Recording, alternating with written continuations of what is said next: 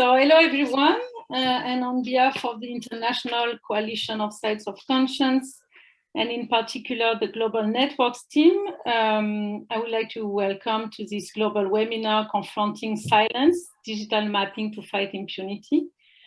My name is Justine Di Maio, and I'm the Global Network Program Manager for Europe and MENA.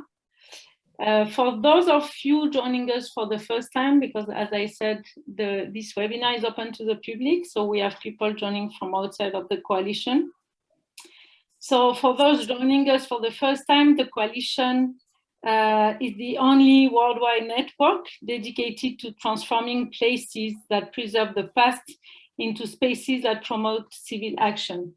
The coalition was founded in 1999, and we are now a collective of over 300 members in 65 countries that engage people in using the lessons of history to take action on challenges to democracy and human rights today.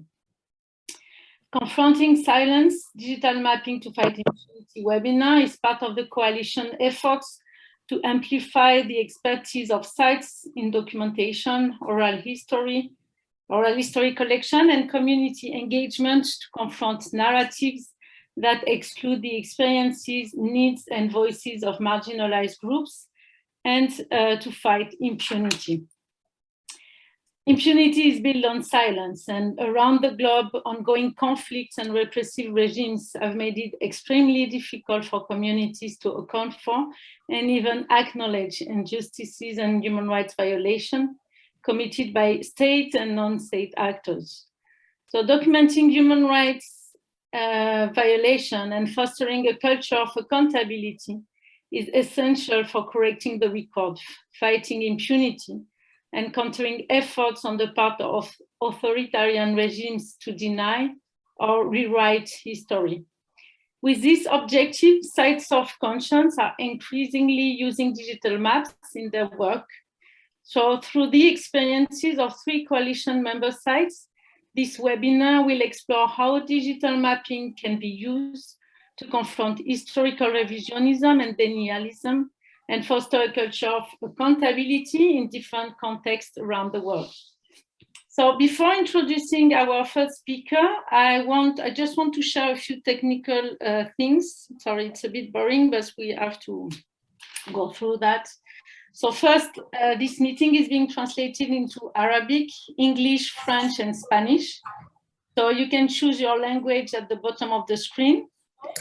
To help our translators, please try to speak a bit slower than you might normally. In addition, please remember to keep yourself muted when not speaking. If we are not sharing our screen, we encourage you to use speaker view so you can engage with the speakers most effectively. Also, if your connection is bad, please try turning off your video. If you have technical problems during the meeting, you can reach out to Camila, who is labeled as the tech host. So you can reach out to her through a private chat. She's our tech help during this webinar. Thank you, Camille. In the chat box, I think Camille already posted the meeting's the webinar agenda in Spanish, Arabic, and English, and French. We will also be posting a Padlet. I think already there, so a Padlet. So Padlets are virtual bulletin boards, sorry. So you can click on the links to open them. And you can also make your own addition to the Padlet. So you just have to click on the plus sign in the lower right-hand corner, and you can type a thought, post a link or a photo, and you can also comment on other posts. So I highly encourage you to contribute to this Padlet. We already posted on this Padlet the bio of our speakers and the digital maps that will be presented today during the webinar. So without further delay, I would like to introduce Noha Aboueldahab. Sorry, Noha, if I didn't spell it well. So Noha is our keynote for today. Noha teaches public international law and the law and politics of transitional justice at Georgetown University in Qatar. She is also a non-resident fellow at the Brookings institution. She is an award-winning specialist in transitional justice, and she co-chairs the American Society of International Law's Transitional Justice and Rule of Law Interest Group. Her forthcoming books examines how Arab diasporas have been expanded, or how Arab diasporas have expanded the political, intellectual, and socio-legal spaces of transitional justice. Thank you, Noha, for joining us today, and I hand it off to you. Thank you so much, Justine, and thanks to the International Coalition of Sites of Conscience for the invitation. It's a real pleasure to be able to join you all today. I guess I'd like to start by sharing a story about an unforgettable trip that I took to Argentina 10 years ago. I was doing some research interviews there about the country's experiences with transitional justice following its military dictatorship. And while I was there, I met a brilliant forensic anthropologist who helped to arrange for me to visit one of Argentina's most infamous clandestine detention centers, ESMA. And there, of course, thousands of Argentinians were tortured during the country's military dictatorship, and ESMA has since turned into a memorial site. So on this tour of the ESMA ground, we were shown where prisoners were forced to lie in impossibly narrow spaces like sardines, where pregnant women were detained and where they gave birth, and then their babies were taken from them and given to families loyal to the military to raise them. And I was 7.5 months pregnant at the time, and so it was incredibly emotional just simply to imagine what these women were going through. And so my remarks today will focus on how the memorialization of such sites of atrocities anchors transitional justice in more tangible ways, and how it foregrounds the interconnectedness of time. And when done through digital mapping, I think such memorialization serves as a highly effective tool of resistance that invites broader engagement with victims and societies. So when this person who was showing us around the ESMA detention center took us to where prisoners were tortured, you could see the torture, you could hear it, you could even touch it. The bars that were used to hang prisoners from were still there. And so standing there in 2012 and listening to the horrors that Argentinians had endured in the late 1970s, I was immediately transported to Egypt, where a military dictatorship was securing its hold on power, to Syria, where the Assad regime's atrocities were in full force, to Libya and Yemen, where fragile political transitions were still unfolding. And I realized that those countries, in different ways, of course, were becoming Argentina in 1976. And while the thought was extremely depressing, I also recognized that there was a lot to learn from the Argentinian experience with memorialization, especially when it comes to the issue of this battle over time and how time is experienced and how it's remembered across generations.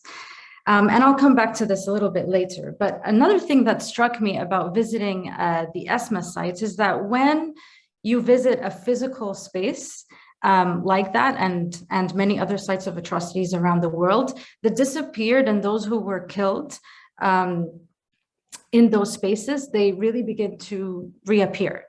And much of the transitional justice process can tend to be intangible, but memorializing physical sites of atrocities makes transitional justice more accessible, to the point where I felt a part of Argentina's painful past, and I was able to connect that feeling with my own experiences on the other side of the world in the Middle East and North Africa. And this is, of course, thanks to the incredible work of victims, their relatives, civil society, artists, and many others who recognize that memorialization in all its forms is not only meant to fight collective amnesia and to foster reconciliation, but they recognize that protecting and engaging with these physical spaces where atrocities took place is also a very political act of resistance that struggles against ongoing authoritarianism and violent conflict. And this is, of course, particularly true for many countries in the Middle East and North Africa, but also, of course, around other parts of the world. And I think so while societies that preserve these historical spaces do so to resist the erasure of history and of memory, they also, of course, do so to confront impunity. And not only, or perhaps not necessarily in the prosecutorial sense, but also in the collective psyche of societies as well, especially those that have fallen victim to collective amnesia. And of course, we know that reminders of the past serve as a threat to many governments, especially when they are in the form of physical sites, right? They're visible, they're tangible, they can serve as an indictment when used as evidence. And unfortunately, of course, this is also why we see the politicization and even the weaponization of memorial sites by states that are implicated in past and ongoing atrocities as an attempt to enforce collective amnesia and to shut down any sort of public dialogue about what happened. But importantly, sites of human rights violations represent collective suffering while also recognizing individual stories of victimhood.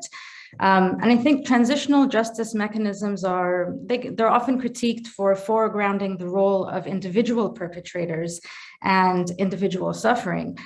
But the memorialization of sites of atrocities highlights the significance of both collective and individual suffering. And unlike other transitional justice mechanisms, I think it's difficult for the act of memorializing to be hijacked by outsiders or by a transitional justice industry that can sometimes be quick to say, no, you must reckon with your past this way and not that way. So the physical spaces of sites of atrocities are what makes them so powerful and impactful. It's one thing to hear testimonies about victimization in a courtroom or in the halls of a truth commission. It's quite another to be in the spaces in which such atrocities took place. So I'd like to come back to this issue of time. Crimes of enforced disappearance are rightfully described as ongoing crimes, right? The continued disappearance of individuals is a crime that hasn't ended. There's no closure.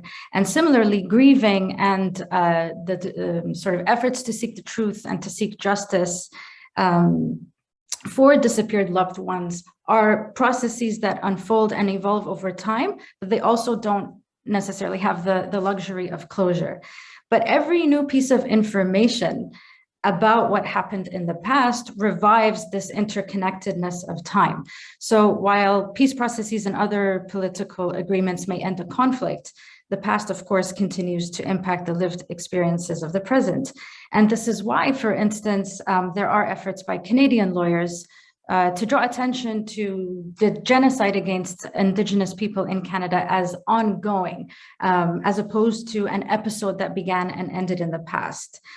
So when you think about memorial sites or sites where atrocities took place, you often think about something that happened in the past, but actually memorial sites are very much, of course, also about the present. They resist this compartmentalization of time, which segments historical episodes without connecting them in ways that present difficult questions about the role of individuals and the role of oppressive systems today. The past is present, as they say, and memorial sites, I think, are a powerful way to demonstrate that because the stories within them are played on repeat through relatives and across generations. Recently, my students were having a discussion about historical memory, and many of them were saying how difficult it was for them to get their parents to share stories about human rights violations that they or their loved ones had suffered in places like Algeria, Nepal, Afghanistan, Pakistan, Egypt, Palestine, and so on. Simple dinner conversations would turn into heavy silences or outbursts of rage, either because there were political disagreements or the stories were just too painful to be shared. And I think that memorializing sites of atrocities, whether through digital mapping or through other means, is a valuable way to help fill those uncomfortable silences when even family members, young and old, struggle to talk about their experiences without the political tirades and the outbursts of rage. But zooming out from these nuclear family conversations, efforts to memorialize sites of atrocities also, of course, stir conversations at the societal level. And as Priscilla Hayner said, she said, what matters is whether a country's ability to talk about something changes. So experiencing sites, experiencing those physical spaces helps create empathy and a human connection, whether you're in Canada, Argentina, Lebanon, or Cambodia. And this is why, or I should say, this is not to say, of course, that memorial sites are not intensely political, they are. But, and this is why certain sites of atrocities are either completely destroyed or refurbished by governments implicated in the atrocities to present a revised history and to deny the histories that those physical spaces witnessed. Which brings me to my final point on the significance of digital mapping to fight impunity, which is, of course, the main topic of today's event. And first of all, I would like to commend the International Coalition of Sites of Conscience and its members for launching such an important initiative to digitally map sites of human rights violations across the region and elsewhere. And I very much look forward to learning about these initiatives from today's speakers. I think that digital mapping is an excellent tool for resisting, of course, the erasure of history, even when physical spaces are being destroyed or transformed into something else. Digital mapping ensures that the history of such sites is not hijacked by those bent on erasing the human rights violations that took place there. And digital mapping, I think, is also an excellent tool for broader engagement by different parts of an affected society. So for instance, given the appalling human rights situation in many countries across the region, of course, many people have had to flee for their safety. And these diasporas share similar struggles with their fellow nationals at home, such as the traumas of, any trauma related to human rights violations and so on. Digital mapping allows these diasporas to be a part of this type of collective memorialization without having to physically be present in their home states. And indeed, we've seen the impact of this within the Syrian diaspora in particular, right, where detainees' memories were used to digitally reconstruct the Saidnaya prison, for example. And it's important to underscore that the impact of digital mapping is not confined to the digital space. It's ultimately about these physical spaces. Human rights violations occur in a time and place. And so capturing those temporal and physical spaces digitally, I think, is an incredibly effective way to mitigate their destruction and the destruction of their memory. I started off by talking a little bit about Argentina, kind of ending here with Syria. I talked a little bit about Egypt and Palestine and Libya or Yemen in between. I'd like to end by emphasizing the importance of these cross-regional experiences and lessons. They foster solidarity, but they also provide more hope in the battle against amnesia, which, as Gary Young put it, is the privilege of the powerful.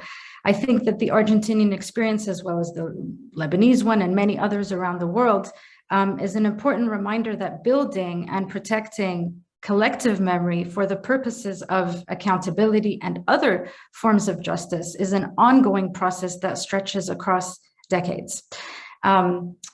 the continued expansion of these efforts across the digital space is yet another effective or powerful tool to resist authoritarian regimes who are incredibly fearful of such efforts to foreground atrocities or to foreground histories of injustices because of the ways in which they can continuously confront not only the past, but also the present. And I'll end it there. Thank you very much. Thank you so much, Noha, for this very great introduction to the webinar.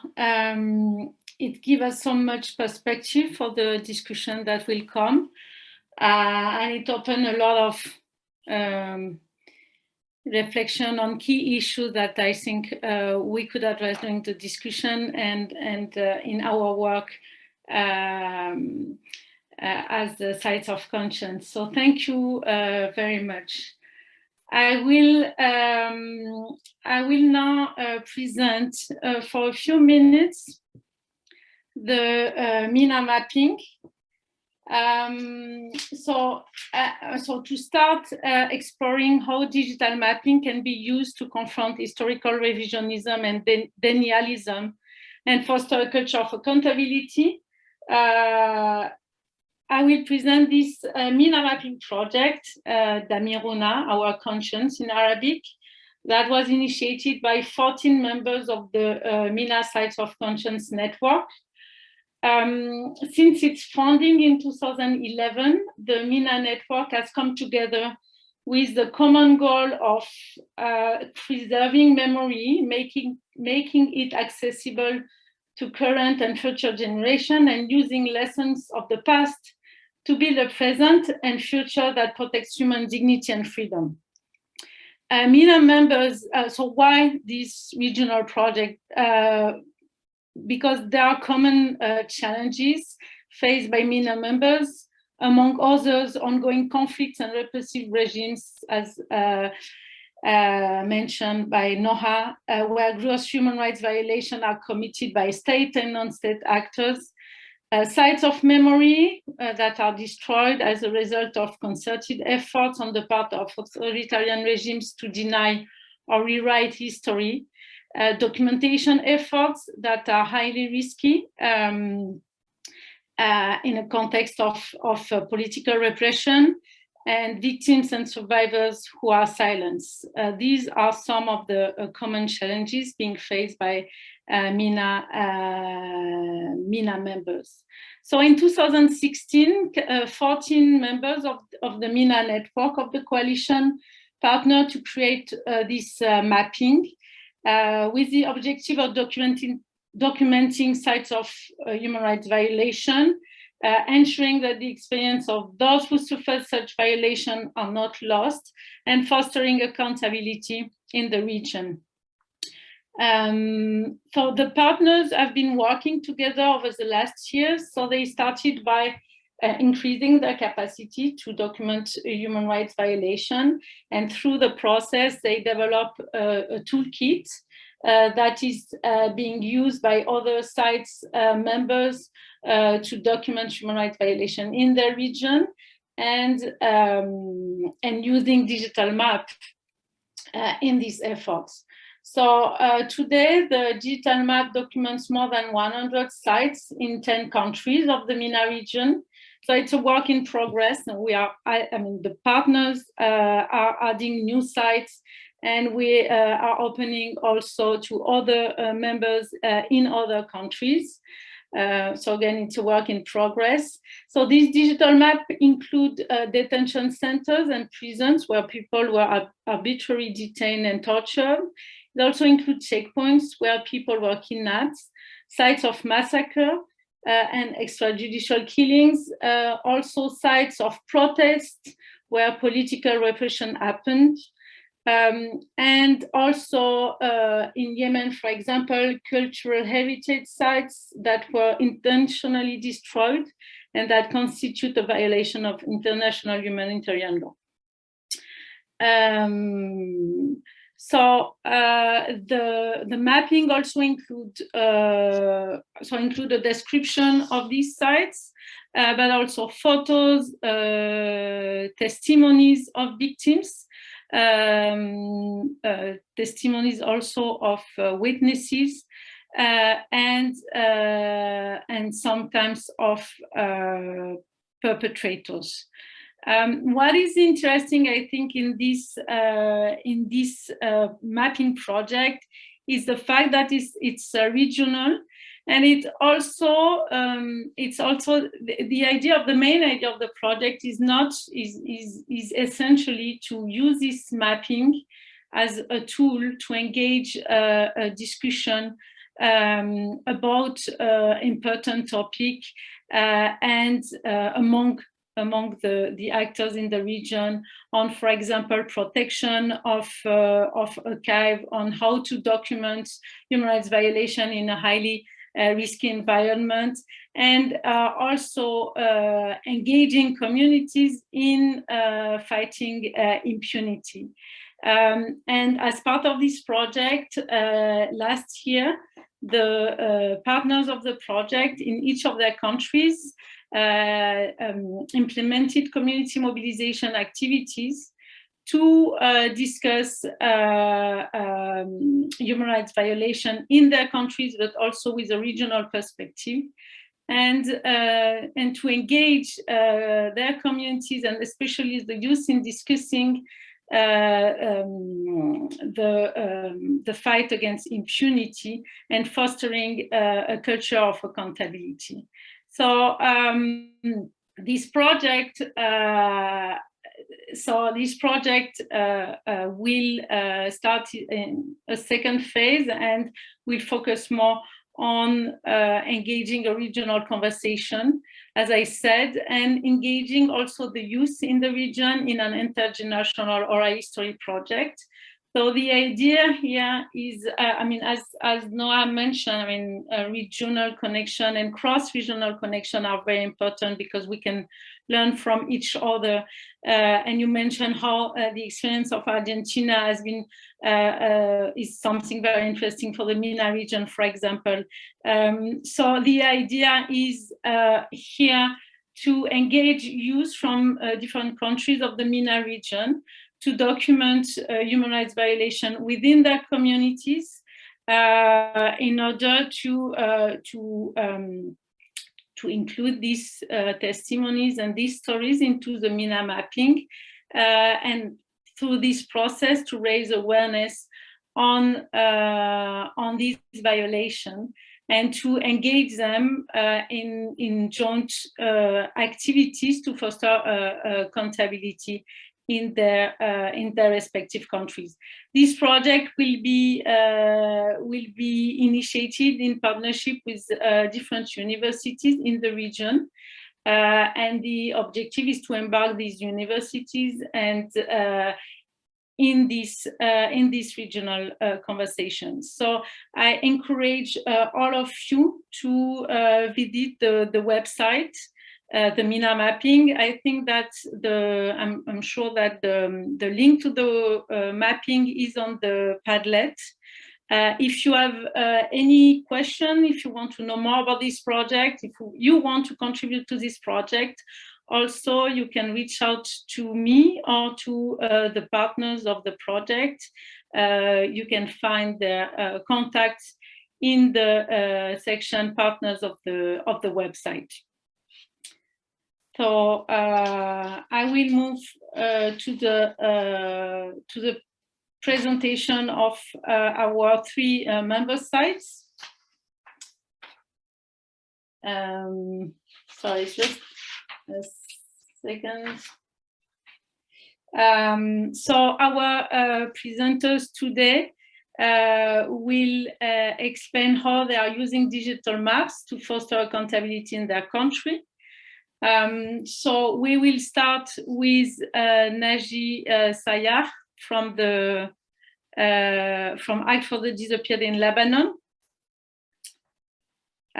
Sorry, Camille, is it yes. Naji the first one, or is it? It's okay.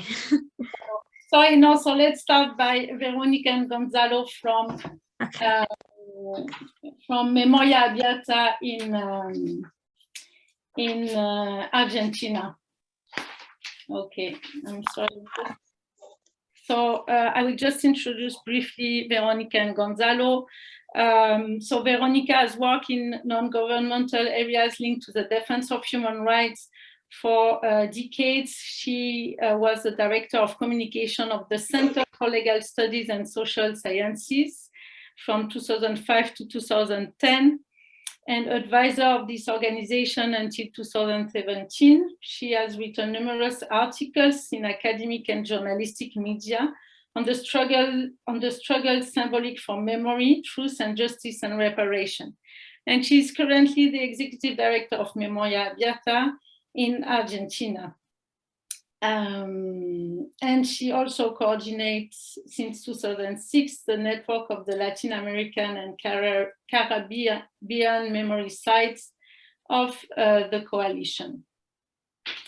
Gonzalo Conte is a project coordinator of the Topography of Memory program of Memoria Abierta. Since 2016, he is professor of the chair Professional Ethics, Human Rights and Territories. He is also the former advisor of the Commission from Monuments to the Victim of State Terrorism of the Parque de la Memoria in the city of Buenos Aires, and a member of the group Places, Marks and Territories of Memory.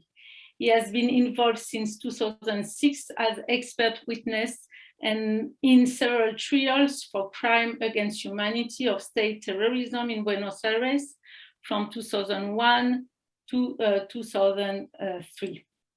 So Gonzalo and Veronica, the floor is yours. I will just remind you and remind all speakers that to keep to the times allotted in order to have time for discussion after your presentation. So each presentation will be 15 minutes, and I will give you a 2 minutes indicator that so that you know you only have 2 more minutes left. So thank you very much, and I hand it off to you. Bueno. Muchas gracias, Camila. Well, thank you, Camila. Thank you to the coalition for this initiative and the invitation. We are going to take advantage of the little time we have, so we're going to get to the point. Let's look at the presentation. Briefly, I wanted to say that Memoria Abierta, Open Memory, is an alliance of human rights organizations in Argentina, established 20 years ago. It works to document memory regarding the experience of state terrorism in Argentina during the last military dictatorship between 1966 and 1983. It also documents the political and social struggles before the military dictatorship and the struggle for memory, justice, and democracy for more than 40 years. The human rights organizations play an important role. The topography work on memory is one of the work areas for Memoria Abierta. It consists of building digital tools that allow us to rebuild the repressive dynamic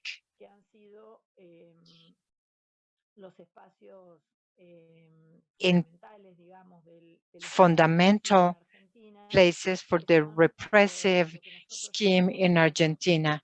We call that clandestine detention centers, which Noha mentioned previously. The clandestine detention center were military buildings, police buildings, civilian buildings that were used in the framework of the last military dictatorship as detention centers. They were illegal, clandestine places, and most of the people that walked into those places disappeared.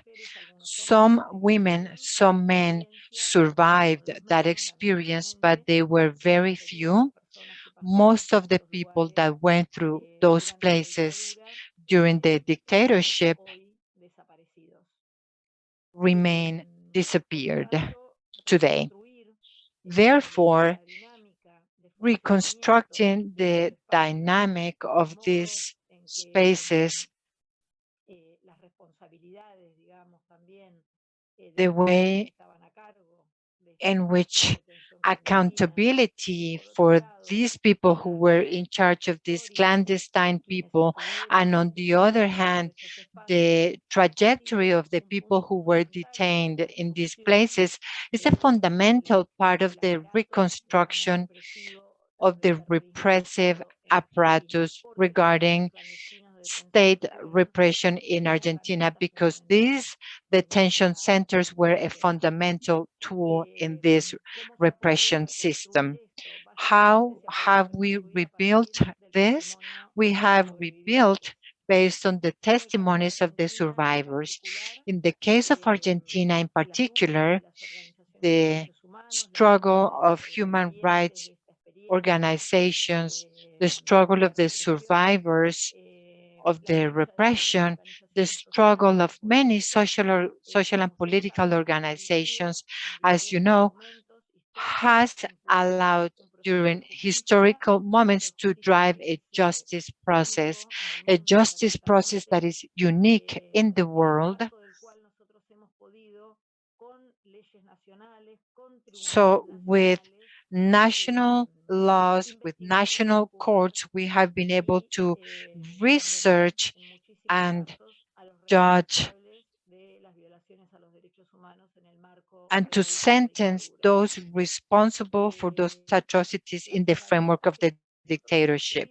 The tools that we built in the topography are part of this justice process, because in many cases, these tools, we tailor make them upon request of the courts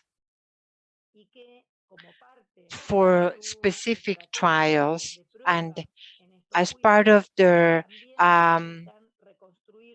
strategy, they need to reconstruct in court and to make visible the structure of these buildings that were clandestine sites, and also to identify the way these buildings worked and the trajectory of the people who were detained in those centers. So this work has to do with generating based on different tools. Gonzalo is going to show you one of the tools. We have many tools that we have designed throughout the years.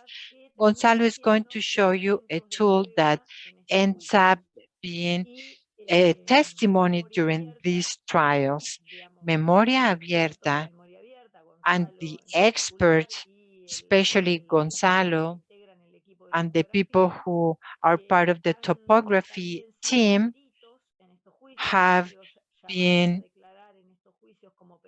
called to these trials as expert witnesses, and they have supervised the work of archaeologists, geologists in this site to be able to present documentation, photographic documentation and audiovisual records and architectural records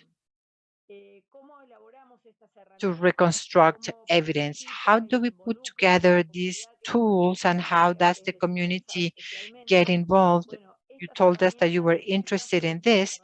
Well, the tools are requested by the judicial branch. We work with the statements of survivors, of the witnesses, of family members who have given a statement during these trials, and based on these statements and based on the records that I just mentioned,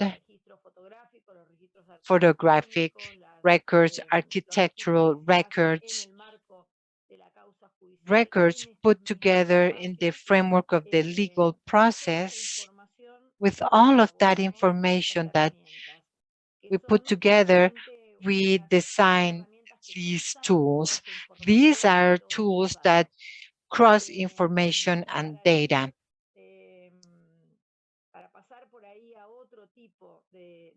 Now, to talk about other tools that we have designed,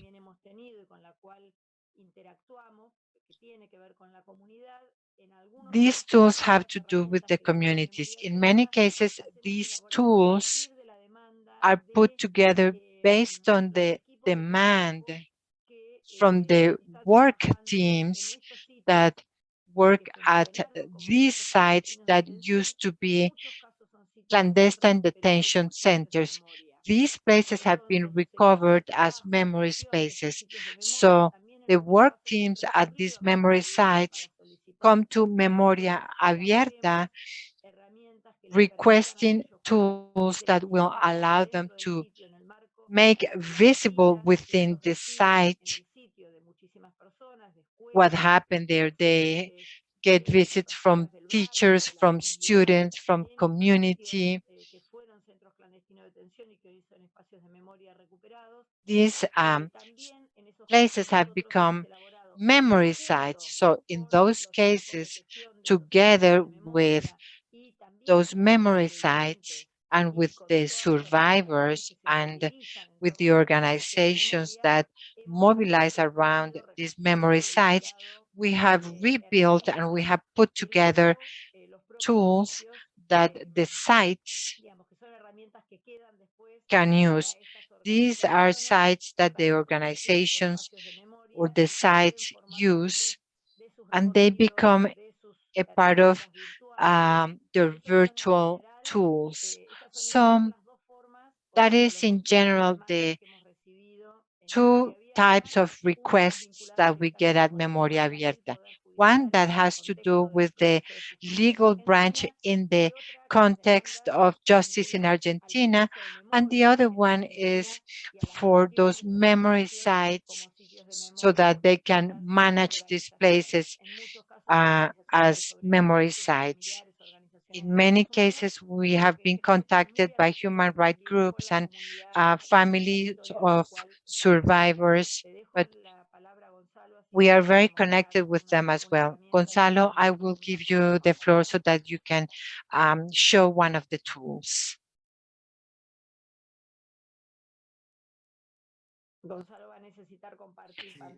Gonzalo needs to share his screen, please. Yes, I'm going to share my screen. Debe funcionar ahora. It should be working now.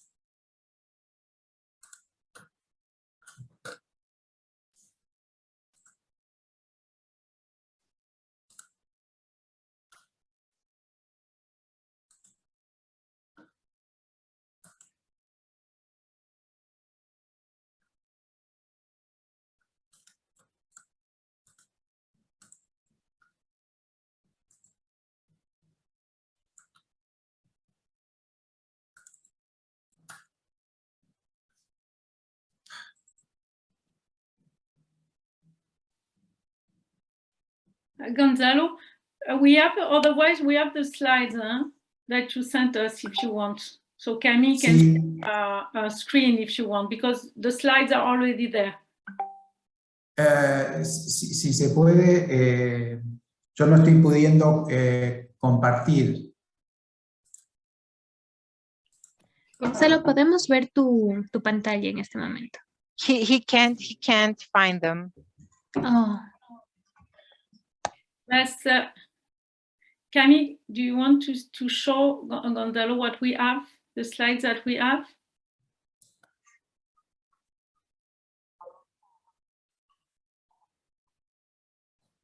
Es un link, es la entrada a un link. Ah. It is a link. I sent a link and it's called Vesubio.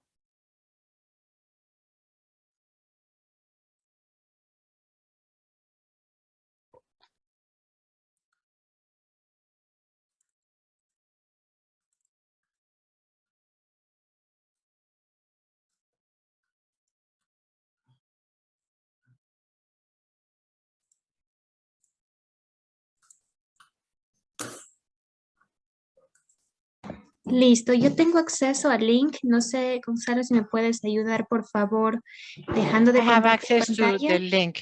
Could you y yo stop sharing comienzo your a screen, compartir. Gonzalo, so that I can start sharing your screen?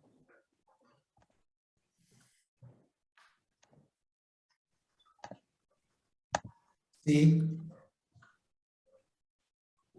Sí. Bueno, aquí lo que estamos mostrando básicamente What es we are showing here is a tool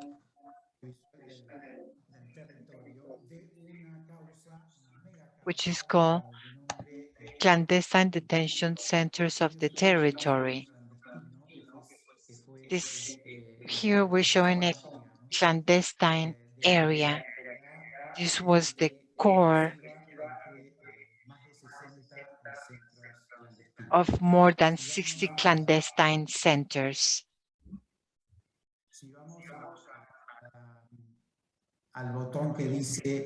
If we click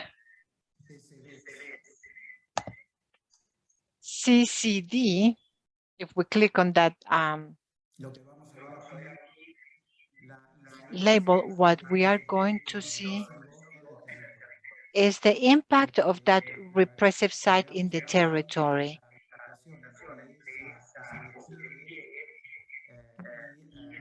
We see the location of the 63 clandestine centers.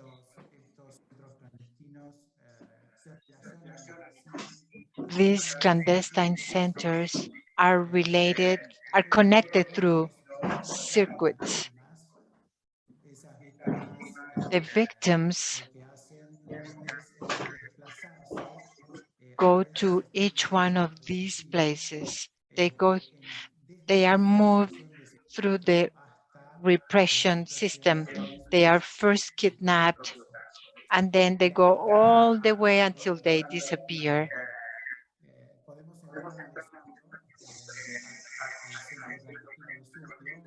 We are going to go into the Vesubio clandestine center. We click on it.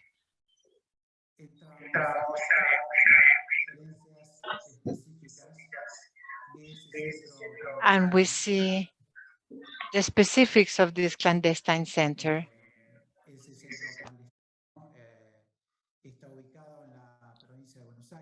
It is located in the Buenos Aires province. And if you click on the red buttons, you can see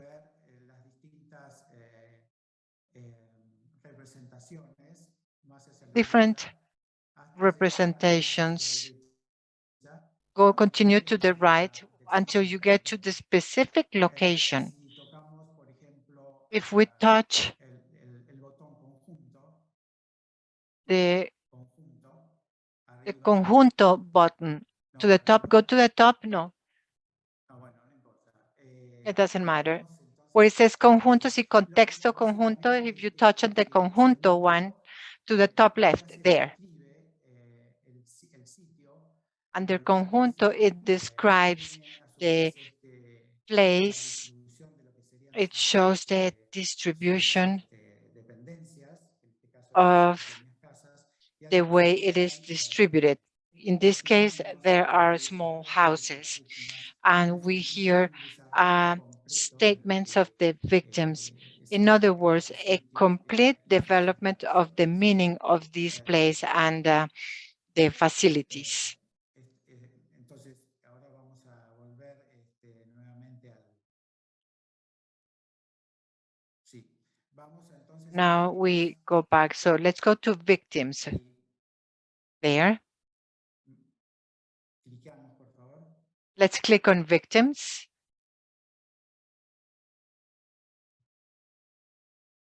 Lo que va a mostrar este mapa es This map will show the link between a complete cartography and the path that the victims walked. If we click on any red point, red dot,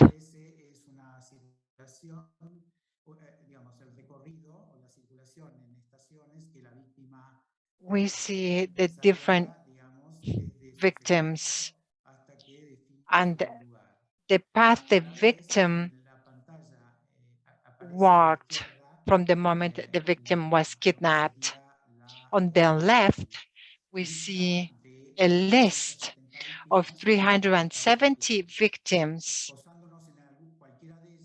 If we click on any of the victims, we see the path of any of those 370 victims. The green points show the migration, the blue dots show the disappearance of the person, and each representation relates a statement that is included in the list. And to the right, we see how that person moved around that area of detention centers. If you click on any name in the list, when you click on the person, you see the different stations. They start with the red dot that shows the kidnapping, then that victim was moved. You can click on it. And it shows us the statement on the left where it tells us what happened, how that person was kidnapped. If you click, you will see the legal process where we got this information from. Let's not click on it. Let's go back to the white dot. Yes.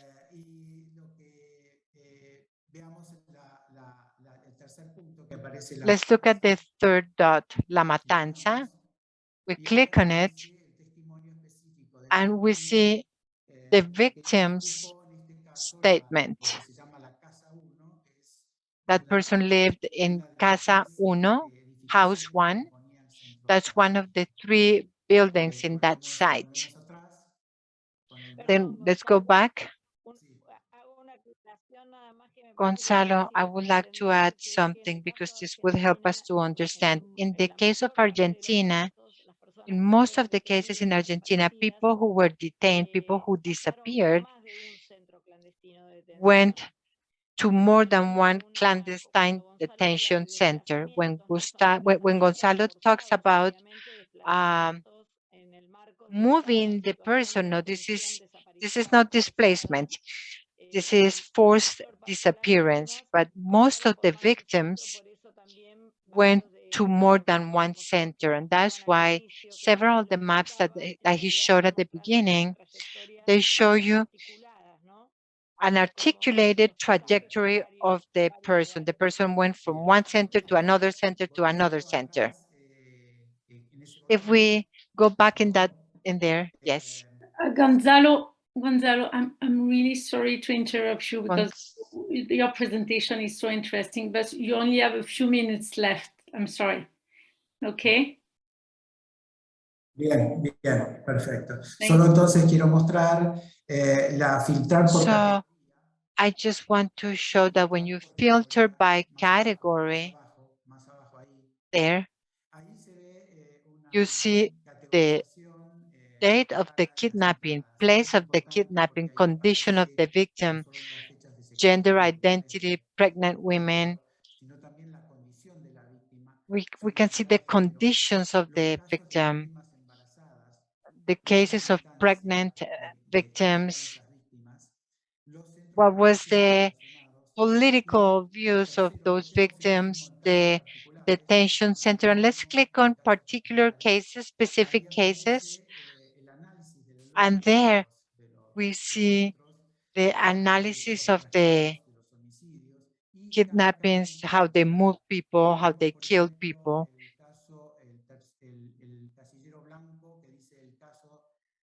Let's click on the case of young people. These are militant young people who are in the list, 29 victims who are involved by case. This is important because justice in Argentina is nominal, but we are seeing collective cases where we have more than 40 people. It's difficult to show this tool this way where I cannot manipulate it.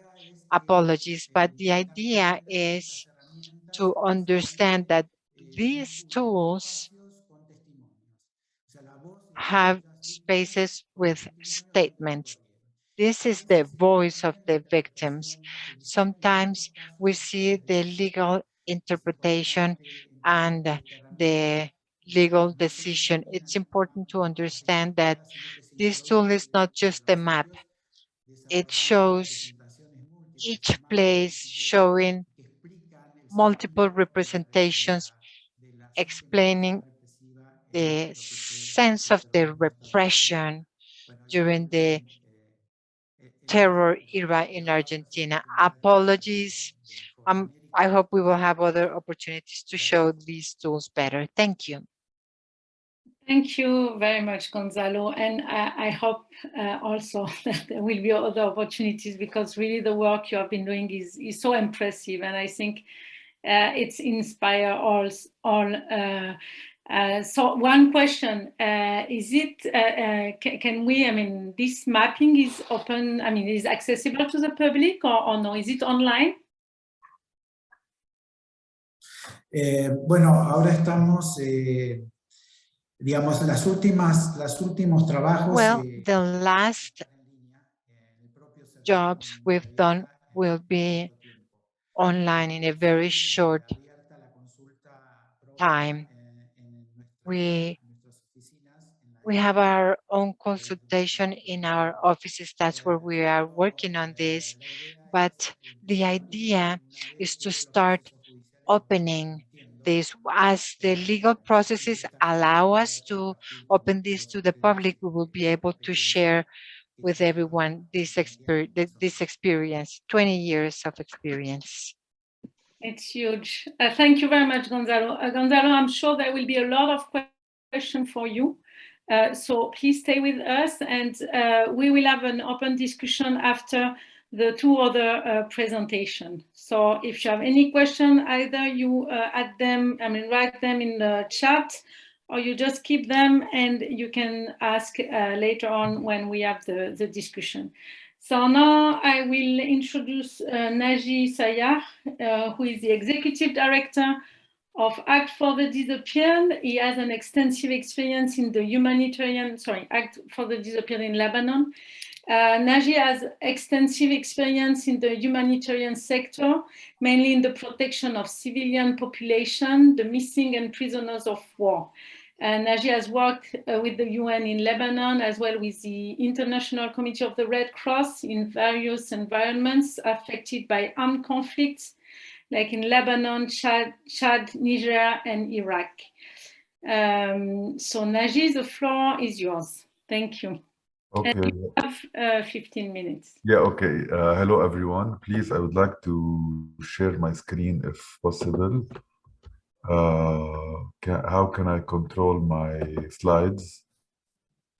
Do you need to share your screen, or because we have your PowerPoint, Najib? Yeah, but I would rather share my screen so that I can move my slides faster, if possible. Okay. Camille, is it possible?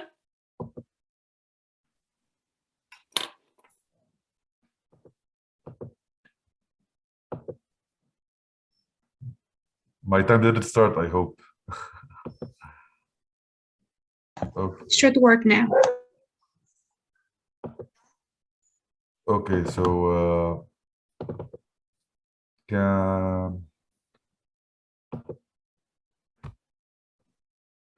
so hello everyone.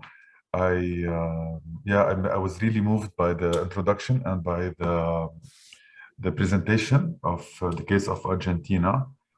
So we have something rather similar in Lebanon, and we decided to pick this name, the team and I, Resisting Amnesia, because in Lebanon we decided, I mean, the mapping was a tool to fight impunity and at the same time to fight indifference, because it's most probably done on purpose. So the mapping was a tool to raise awareness and engage the Lebanese people in seeking the truth. So why is it important? So first of all, I would like to introduce ACT for the Disappeared. It's a human rights organization. It was founded in 2010.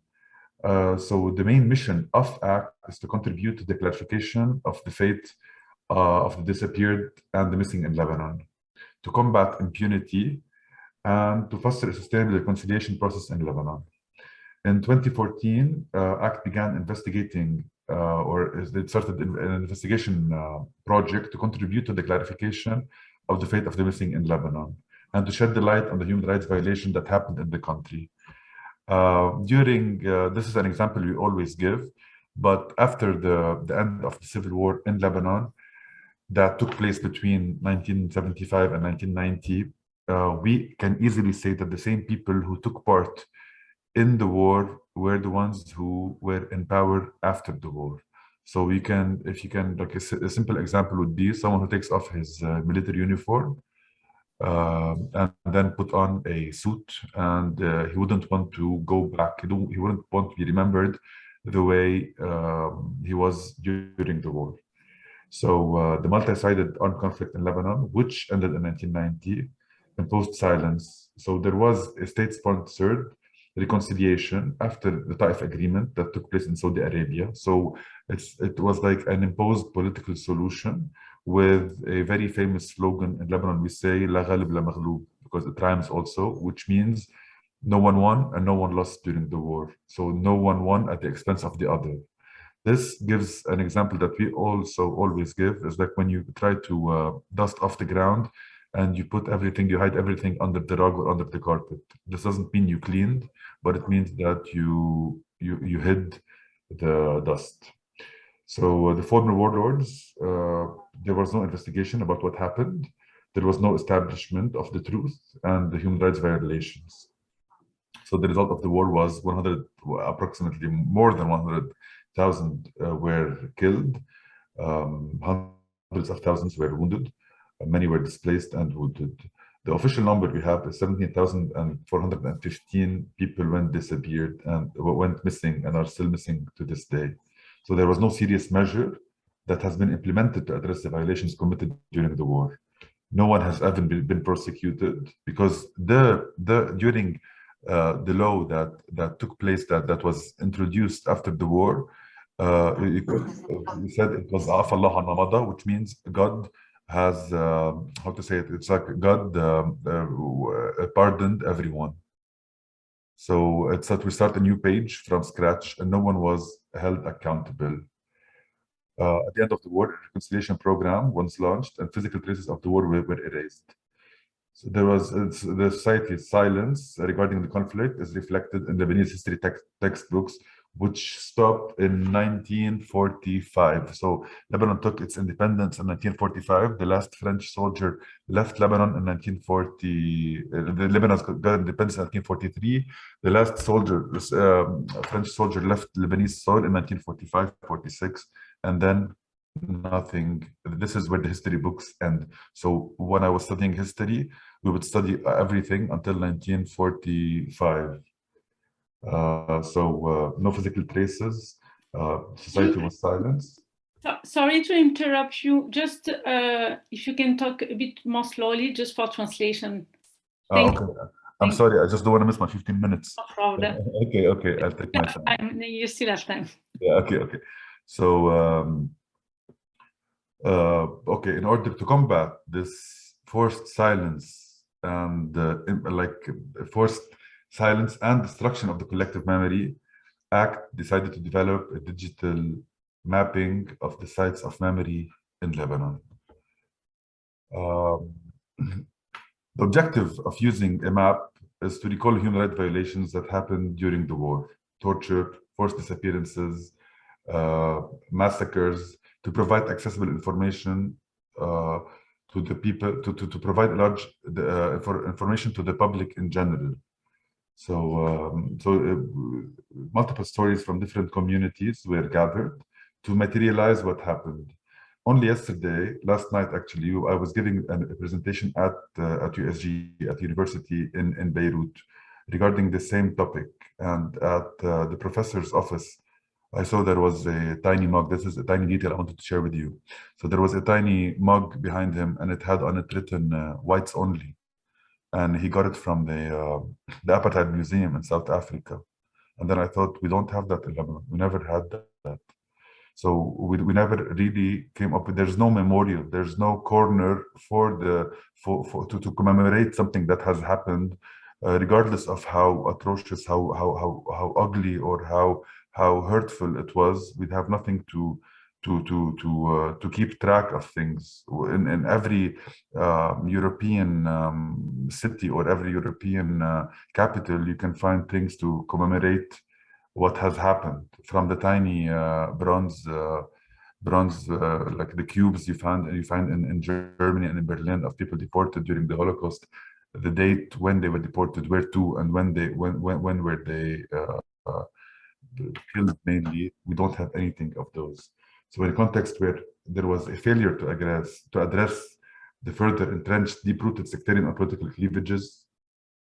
Oh, I'm sorry, I went too fast now. Okay, in Lebanon's various communities, the digital map is really important.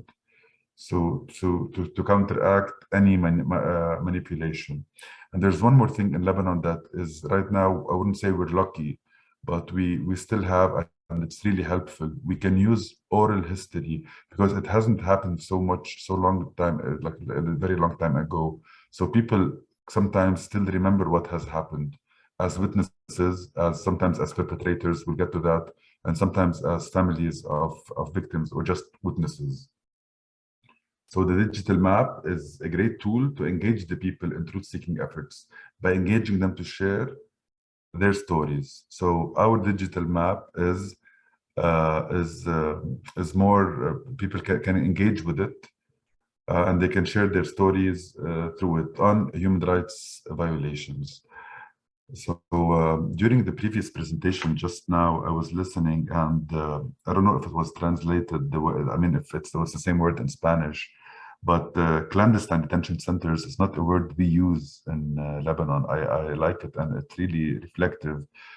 I mean, we managed to find 325 detention centers, places of kidnappings, places of massacres, mass graves, all around Lebanon. But we don't really use the term clandestine detention centers. We usually use something else, like makeshift or improvised or informal or temporary. But even when I was at the ICRC, the places of detention, we never called them clandestine, which is really true, because sometimes they move detainees, and sometimes detainees they go missing in between detention centers while being transported on purpose. So clandestine is really a word I will start using. So thank you for that. So during on the website, we have on the map itself. The map itself included the testimonies of families of the disappeared who went missing at specific locations. The objective is to reclaim the identity, to give space for the narratives, and to give a voice to the families who have been silenced by the Lebanese governments along after the war, since 1990 until today. So this is now, if I have, so I was telling you about the oral history. The site also included testimonies of ex-combatants and witnesses that were interviewed by people from ACT and who were able to tell us, to speak about what happened and where. I mean, sometimes we can't be sure 100% if that's the version. They're definitely not saying everything they know, but they're saying enough for us to be able to make the map alive, or make the map interactive and present. We will be able, I mean, the videos are on YouTube, and I will be able to share those later on. So the memory map is interactive. Anyone can submit information. Probably, and it is anonymous. It is, if they want, it can be anonymous, so they don't have to share. It's optional. They can speak about the location of the masquerade, information about the kidnapping, information about the missing person, destroyed the detention center, so on and so forth.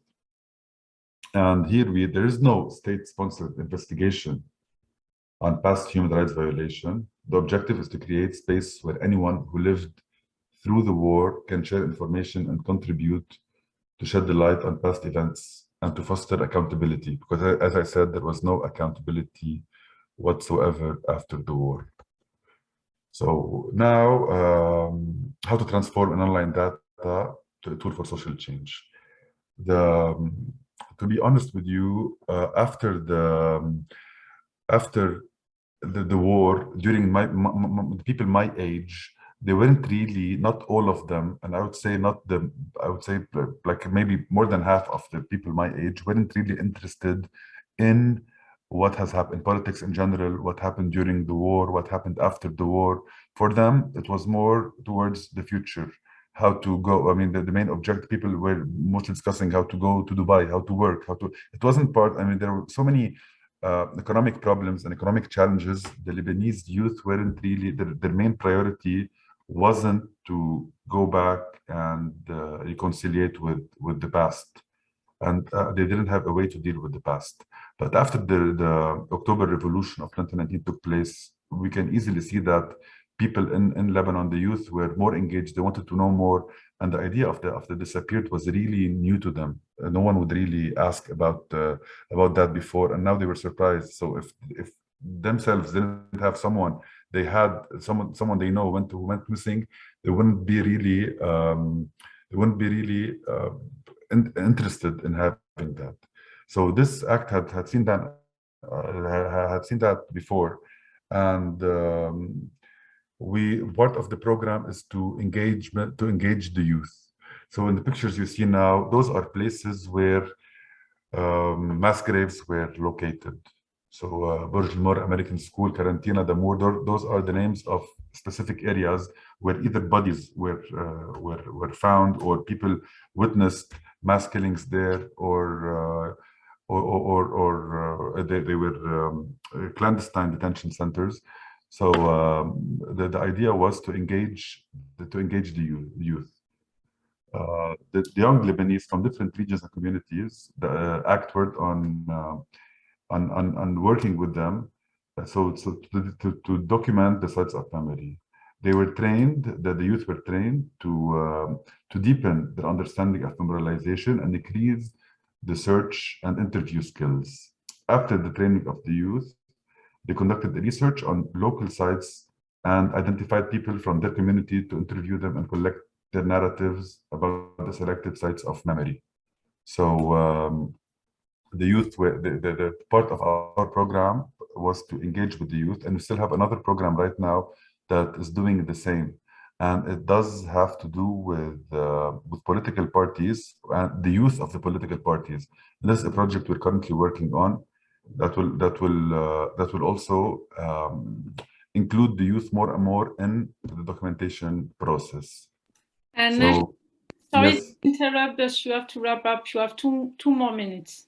Wow. Okay. So briefly now, one of the examples we did was we placed 35 wooden figurines in all over Beirut, so that to let the people more or less relate to what has happened. For me, for example, I wasn't alive before the war, and people my age weren't alive before the war. So when you see, so sometimes we see pictures of Beirut before the war, we can't locate which was where, because everything was destroyed and it was rebuilt. So what happened? The silhouettes were put with barcodes on them, were QR codes, and someone would come and check it on his phone, and he would see that they would say that this person went missing in this specific place, or he was seen in that place. So yeah, this is what part of our activities. Those are a few pictures of the silhouettes that were put. And at the same time, another part of the project, we went into Beirut. We discussed the problem, the issue of the missing. We stopped in several neighborhoods. The residents were invited to embark and check the memory map, and places reminded, and to show them places that reminded them of the war, as well as information and testimonies. Surprisingly, people were welcomed. I mean, our team was welcomed, of course, with specific people who weren't really happy with the activity itself or had their own version of the story. This is another example of what had happened. Yeah. So to wrap up, by raising awareness on the violations that happened during the war, how could this be helpful? One, it was online and it's accessible to the wide public. I'll send you the link now. It's already in the agenda, but I'll send you the link now to engage the youth and make them more involved in documentation of efforts, and to break the silence, because the silence, it wasn't healthy. But by not speaking, it doesn't mean that the problem is resolved. It means that it's just hidden. And we worked as a pressure group to pressure to work with the government on issuing a law that would allow the people to fix the problem of or to find a final solution for the problem of the disappeared. And this is when a law was finally issued in 2018. It's called the Law 105, which made the government itself start a national commission that has the right itself to go and open the mass graves, and with the government authorities, which has the right to investigate the fate of the missing. Thank you very much. I'm done. Thank you very much, Naji, for this presentation. I just want to remind everyone that if you have questions, just keep them for after the last presentation, because we will have a discussion, and you could ask all your questions to the presenters and to Noha. So our third presenter is Stephan Cernosick. Cernosick is the chairman of Gulag Association that focuses on the phenomenon of Soviet repressions. He organized five expeditions to abandoned Gulag camps in Siberia and Kazakhstan. And in 2016, he established a branch of the Memorial Society in the Czech Republic. So, Stephan, the floor is yours, and you have 15 minutes. Yes, thank you very much. Hello, everybody. I'm really happy to be here together with you. And I will tell you a little bit more about our organization, about what we do, and about our some digital mapping projects. The first I will speak a bit about our organization before we will start the video. So we are a small Czech non-governmental organization called Gulag.cz, and we focus on the topic of Soviet repressions in the Soviet Union, about the Gulag concentration and labor camps system, which operated there from 1920s till 1950s. Maybe probably all of you know about the history of the Gulag and Soviet repressions. In general, around 20 million people went through the Gulag camps, and many million others were or executed or deported to other places from their homes. So it was really state terror system against Soviet citizens, and not only. And maybe there is a question why Czech NGO focuses on the gulags in Soviet Union, today's Russia. And the answer is because it concerned not only Russians or Soviet citizens, but also many European nations, even Americans, Iranians, and also many Czech and Czechoslovak citizens. There were repressed around 15,000 Czechs and Czechoslovak citizens in Soviet Union. Around 10,000 of them went through the Gulag camps, and half of them did not survive these horrible times. That's the reason why we focus on that. And our project started from our expeditions to Siberia, to places where are still abandoned Gulag camps in very remote parts of Siberia, in a deep taiga, a deep forest. And we visited these places, and we started to document them in more detailed way, because still our work, it has not been like an object of archaeology or scientific projects. So that's about our organization, and now you can run the video. I prepared some videos for you, which it's like a fake web browser. So our main project, or the result of our expeditions, is a virtual museum called Gulag.online. And this museum is accessible at the website Gulag.online. And there are results of our expeditions. It means like panoramic pictures which we made.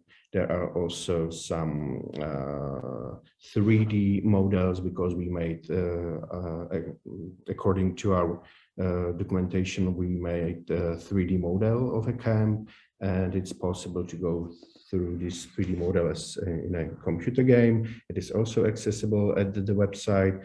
There are also some articles about the Soviet repressions in general, about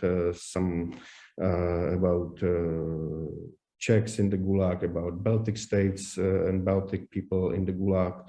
And also there are some stories of witnesses, of people who went through the Gulag. There are stories of many people from many today's European countries, because, as I told you, we have to look on this Soviet repression system as on our common European, not only European, our world history. So all these results you can find on our virtual museum. We don't have a physical site. We don't have any museum in the Czech Republic, because there were no Soviet gulags in the Czech Republic, but there were our Czechoslovak communist labor camps in 1950s. But that's not what we focus on. We focus on former gulag camps. So we don't have a physical site, but we have this virtual site.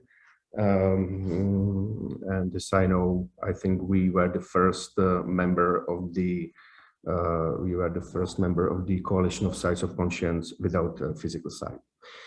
So, and apart of this, we have also some digital mapping project. So you can run the second video, please.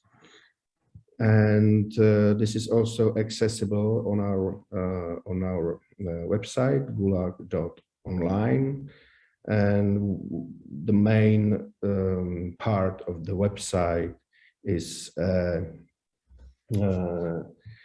it is a map which you can find on the homepage, and there are some layers of the map, and now you can have a look. What you can see are old military Soviet maps, which we completed together with GIS sources, and also you can switch on the satellite maps, and you can have a look on the abandoned Gulag camps, how they look like today, or on the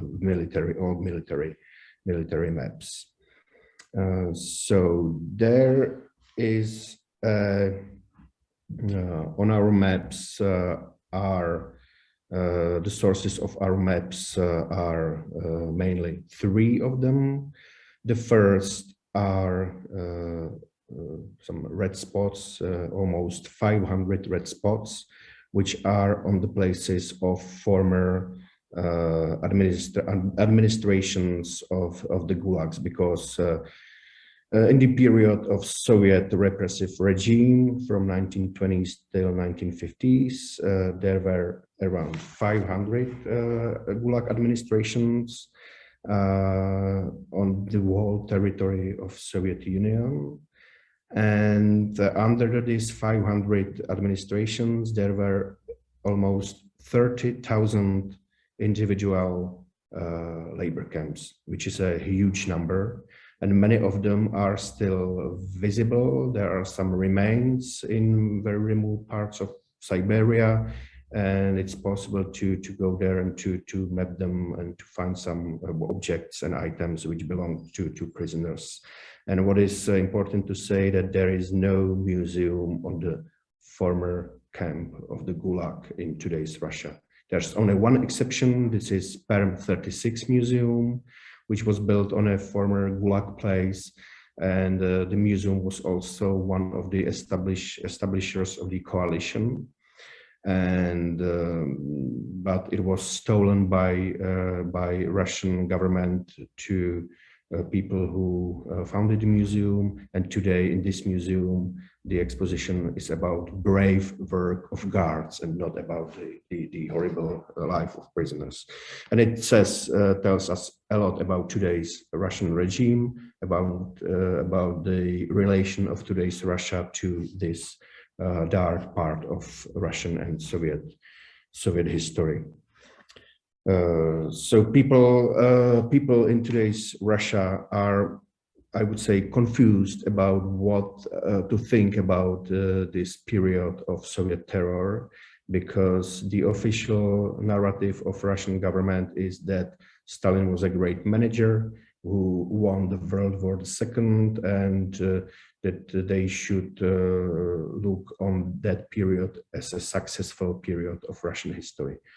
And there are almost no projects which would map and document the crimes of Soviet terror. There are some organizations as Memorial, but they are under very big pressure and they are liquidated today. And now in the Ukraine, we can see what could happen if a state don't want to look on its history, on the dark moments of its history, and if they lie about their history, if they present the crimes as a success. So I think it is connected. So another important part of our map layer on our website are so-called story maps. And these are stories of witnesses who went through the Gulags, and their story are connected to the map. And each paragraph is connected to one place on the map. And if you read it, the map is moving. So there are some short video recordings. Some of the stories we made by ourselves, that we had a archival research in archives in the Czech Republic, in Russia, in Ukraine, and some other stories are from our partner organizations from Czechia and other countries, for example, in Poland, Latvia, Lithuania, or Estonia.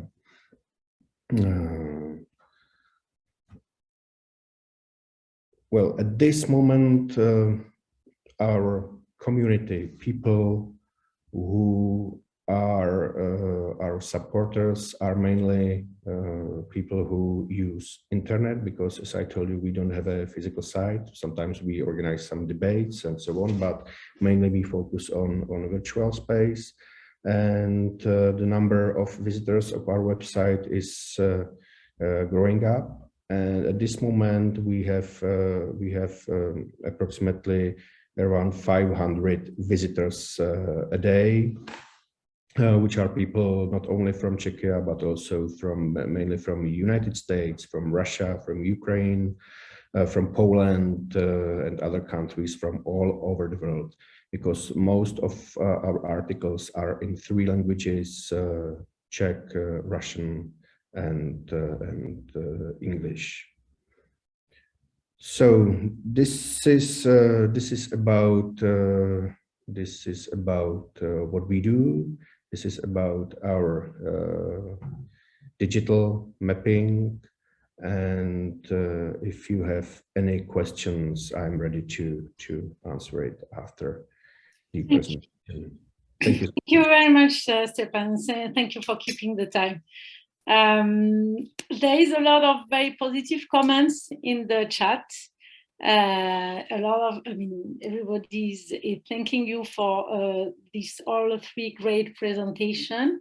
And there is also a lot of questions. So I saw that some of you wrote their question in the chat, but I think, feel free to raise your hand and ask your question. We have 25 minutes of discussion, which is great, before we close the webinar.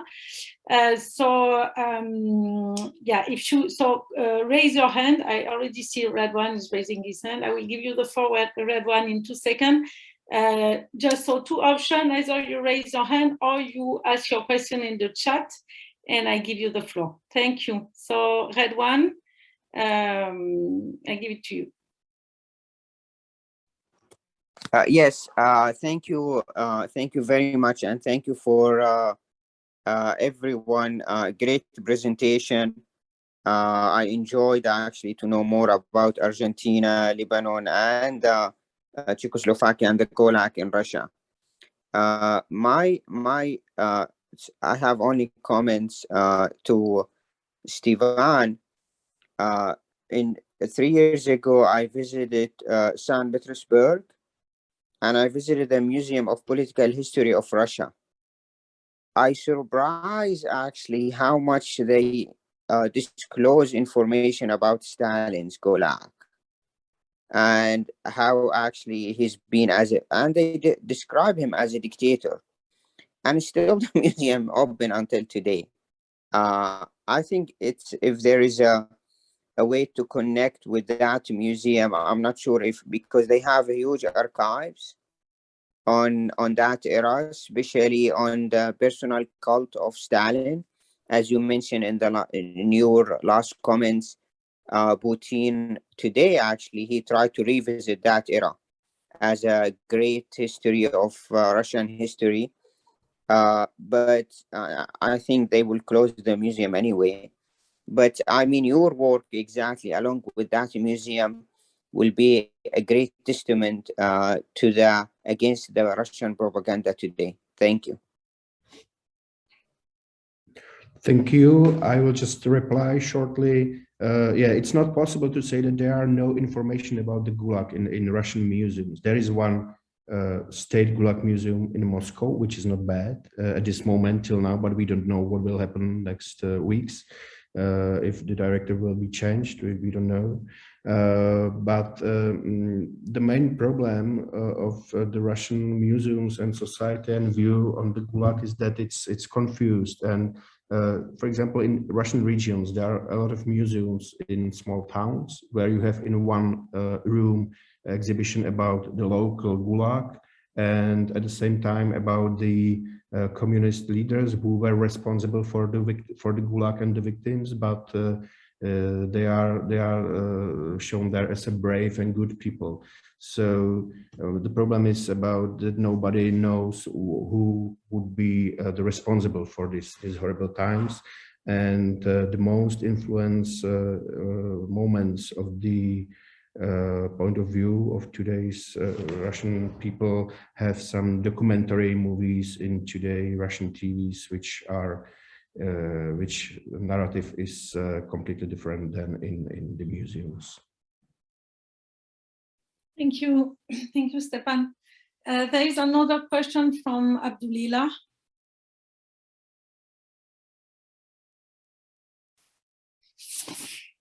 Abdulillah, do you have a question?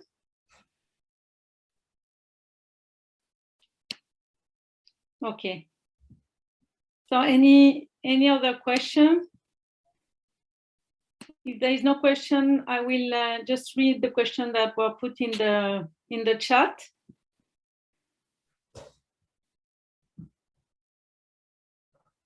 Okay, so there was a question to Veronica and Gonzalo, working to preserve memory for transitional justice has many challenges related to sustainability. How do you deal with this challenge?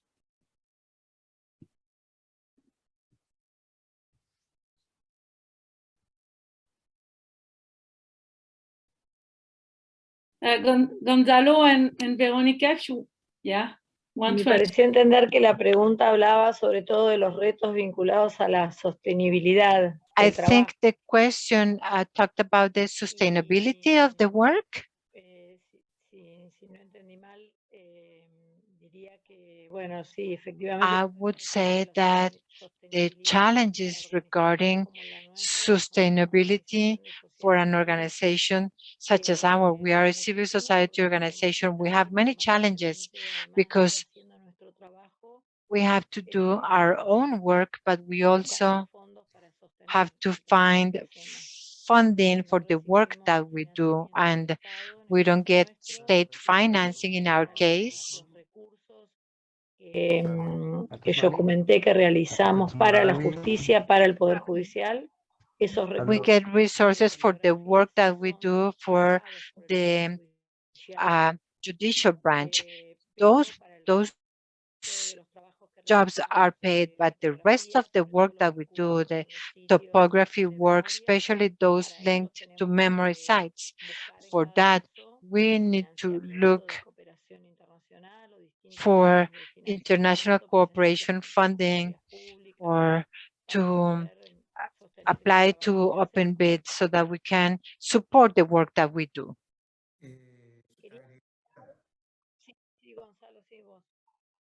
Go ahead, Gonzalo. I wanted to add that in that sense, the work is very restricted. The possibility of having better technology, and that makes our work more difficult. And to establish partnerships with different actors such as universities, where we find departments that we work with, the archaeology, the forensic departments in the universities. When we don't have resources, we cannot work with those who also need tools. In any event, we are taking the first step. As Veronica was saying,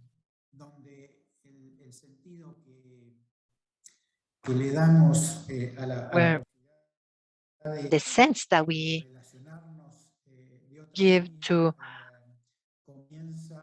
relating to these issues in different ways means connecting with those clandestine detention centers that have become memory sites. Many of them are part of a national network, and with a lot of difficulties, they open and they require these same tools. So this is important to say. All of these initiatives only work if the state is present, if the state accepts the conditions to perform these works, and also if we are aware. Stephan and Noah talked about that, and Nahi also mentioned that we have common problems. So how can we address these issues, understanding that cartography is an impressive connection tool between the word and the truth and the memory, and what happened in those places, the crimes that took place in those places.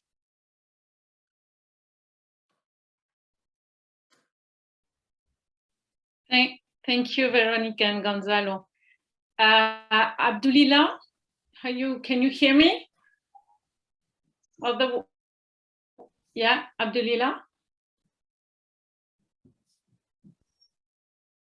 صعوبات. Yes, we can hear you now. هل تسمعني؟ يبدو ان الصوت في مشكلة في الصوت. We can hear you now. Go ahead. اوكي. اولا وكل هذه المبادرات إذا ما كان هناك عمل للدولة للمؤسسات الحكومة، إذا ما قاموا بقبول الظروف من أجل القيام sorry. الصوت واضح؟ There is a problem with the translation, or I'm the only one? I think there are some problem with that. ولدينا مشاكل كثيرة. We are in the English channel. عن كيفية فهم أنه رسم الخرائط كارتوغرافي هو أداة. I can't hear you. Camille? Sorry, I think. Yes. Hear the Arabic translation. I can't hear you. Can you hear me? Yeah, Abdulillah. Yes. I think an issue with the translation. نعم أنا أسمعك. هل تسمعني أنت؟ شكرا جزيلا لمقدمين الأوراق، وفعلا نحن نستطيع سماعك، تفضل. Just a second. أستطيع سماعك، تفضل. Okay. Just a second. Camille, can we fix that?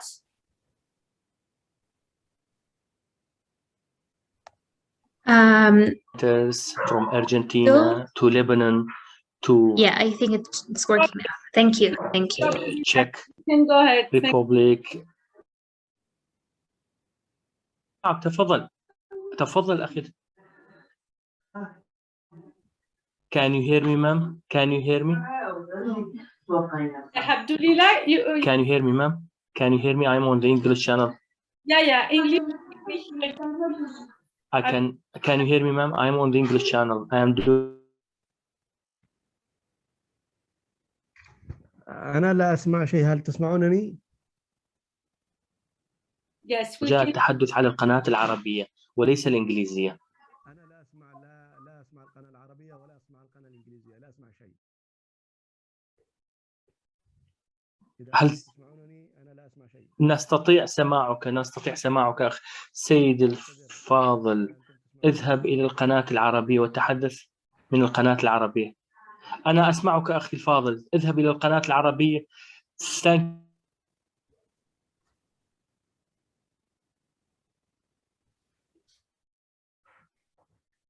So can we try, Abdulillah?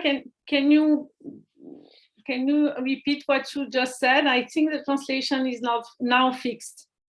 So you can go ahead. لا ما في مشكلة خلاص التكلم وتكلم Channel. I'm speaking on the English channel. Now go ahead. تفضل أستاذ عبد الله تفضل.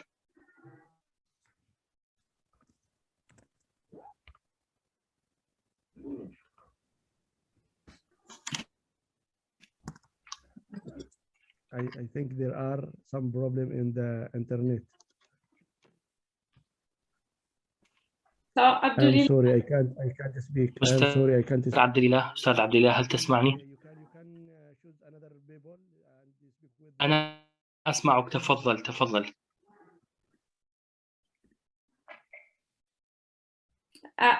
Abdulillah, if you cannot, just put your question in the chat and we will read it. Mr. Abdulillah says he cannot hear us.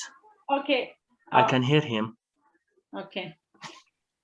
So he apologizes for not being able to hear us, but I can hear him.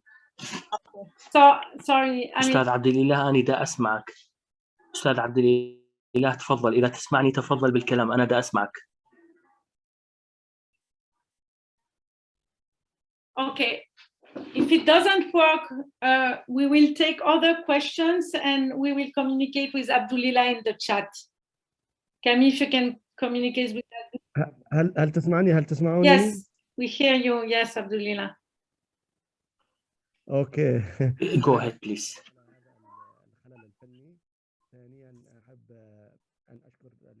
أستاذ عبد الله تفضل أستاذ عبد الله استمر بالكلام. I think he's talking, but you cannot hear him. So I think let's we will communicate on the chat with Abdulillah. He says he might be. Sorry.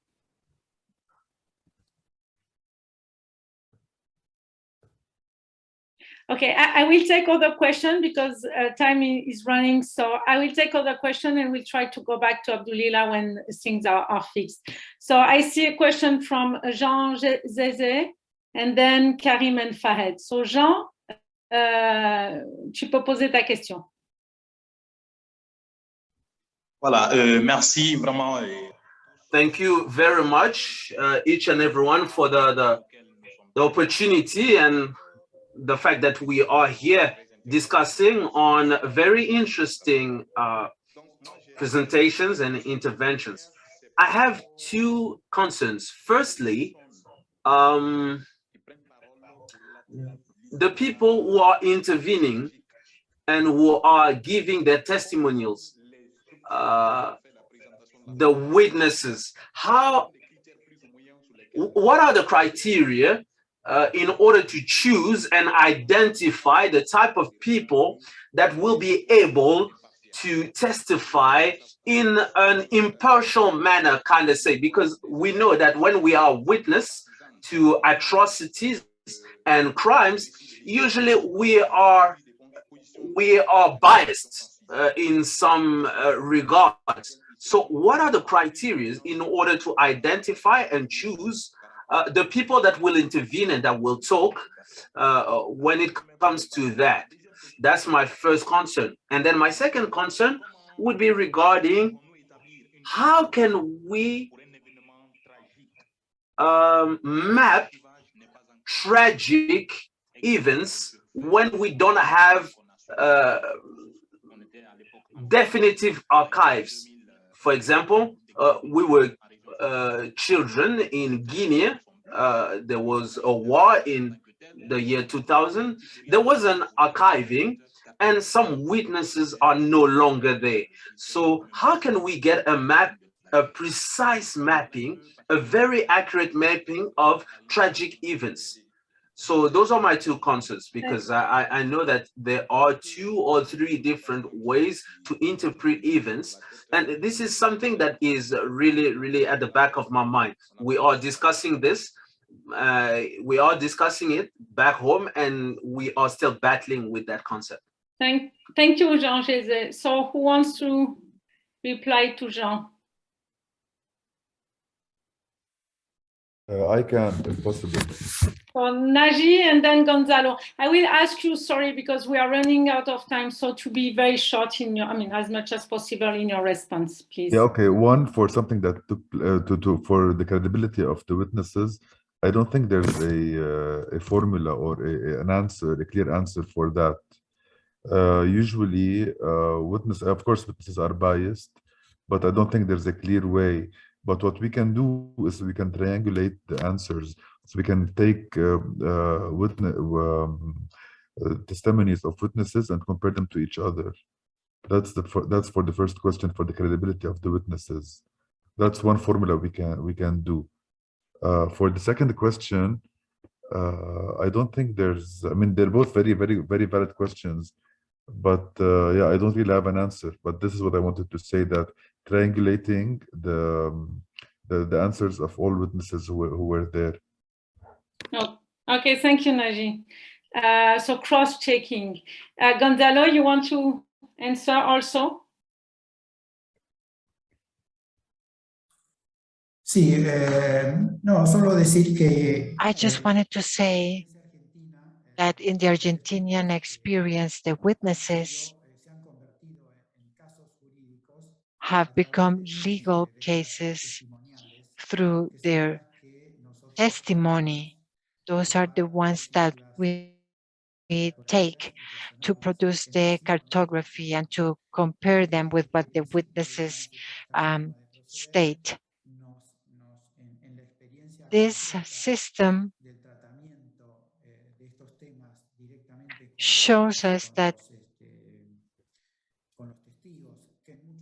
when we talk to witnesses, in some cases we have requested specific hearings from the technical point of view so that we can better map.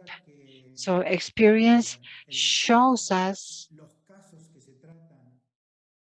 that the cases we cover and the way they are described by the victims are quite wide. They have very personal, subjective statements, and everything that they say is incorporated as part of an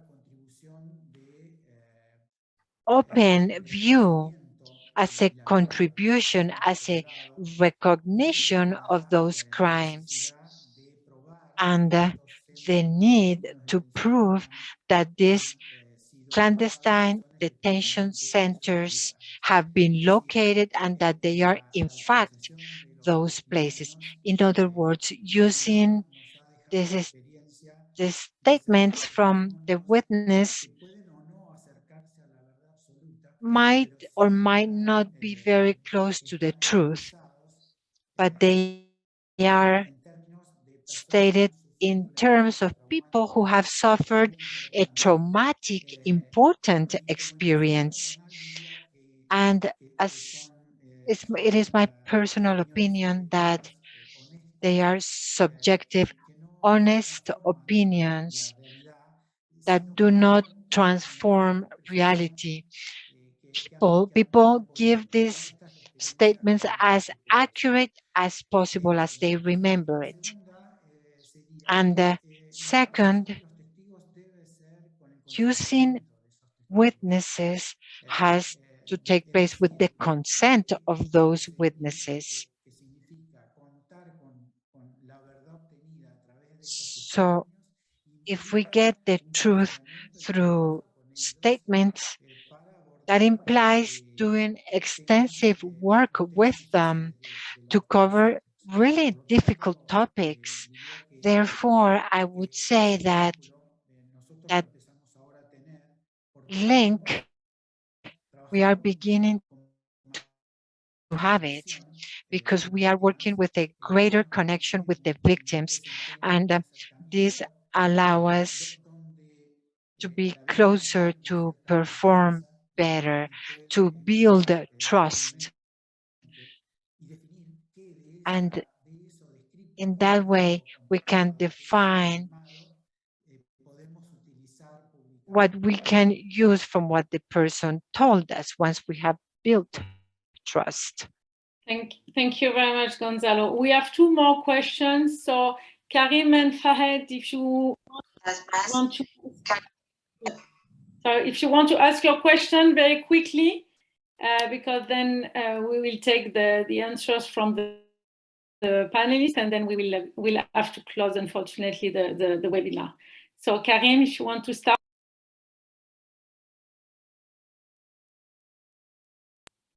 Karim, tu veux poser ta question? Non, Karim, est-ce que tu m'entends? Okay. Fahed, can you hear me? You want to ask your question?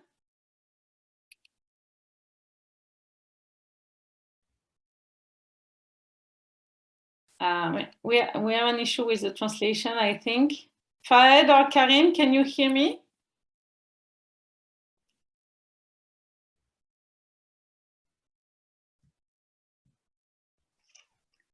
Okay. Sorry, can I ask the translator? Can you hear them or no? No, I can't hear Karim. I can't hear Fahed. I can't hear anyone. Okay. Sorry for that. So is there any other question before we close the webinar? No, I think I will close this webinar, and I would like to thank you, thanks everyone for joining us today. It was a very enriching discussion, and the presentation were very impressive. I think that most of the participants. شكرا جوستين، شكرا للأصدقاء الجميع. Okay. هل تستطيع سماعنا؟ فلتتفضل. Let's go for Karim. هل تود طرح سؤالك؟ Then we close. Okay. Karim, go ahead. أوكي. سمعني الآن؟ كريم، هل تستطيع سماعي؟ هل تود طرح سؤالك؟ سامعيني أنا؟ شكرا لجميع الأصدقاء على هذا التقديم وعلى هذه التجربة المشتركة. يبدو أنه لدينا نعم أسمع. نعم نسمع.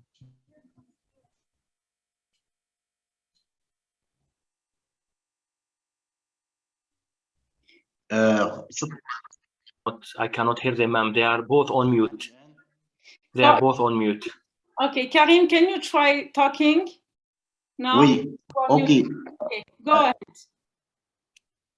قبل أن أقوم ب فقط أنا أريد ولفت انتباهي إلى جميع. أعتقد سوف نقوم باختتام وغلق وبنارنا. وددت أن أشكركم جميعا، وشكرا لانضمامكم لنا اليوم. وكانت مناقشات ثرية وغنية، وكانت مؤثرة، وأعتقد أنه Thank you, Ms. Justine.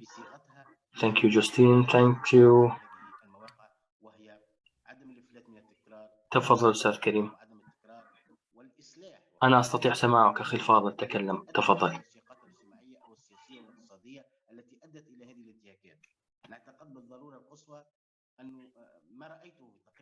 I can hear him, ma'am. If he can kindly go ahead and continue. So, Karim, tu peux poser ta question maintenant en français, parce que je pense qu'on a un problème de traduction. تفضل أخي الفاضل، تفضل بالاستمرار بالكلام.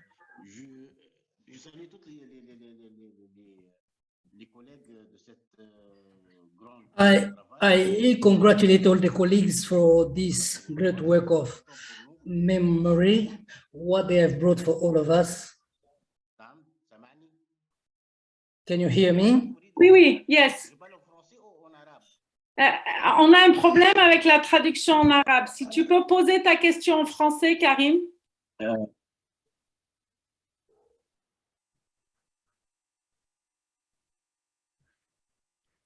Karim, est-ce que tu m'entends?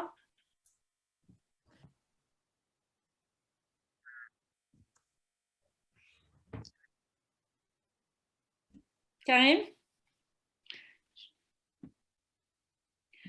Karim, je suis désolée, j'ai l'impression que ça ne marche pas et on doit malheureusement terminer le webinaire.